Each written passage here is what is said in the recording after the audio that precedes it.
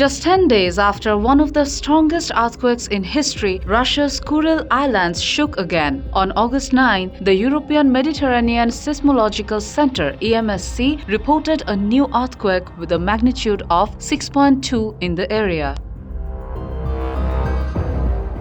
The EMSC said this earthquake happened about 10 kilometers below the Earth's surface. So far, there are no reports of deaths or major damage. Local authorities and rescue teams are staying alert.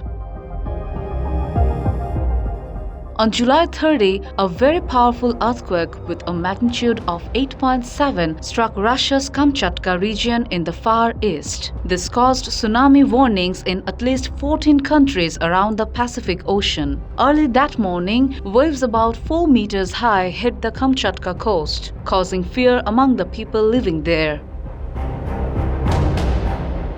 The Kuril Islands are known for frequent earthquakes. Medium to strong earthquakes often happen there. Scientists say these earthquakes are normal and part of natural activity. Officials and scientists are watching the situation closely because more earthquakes might happen in the future.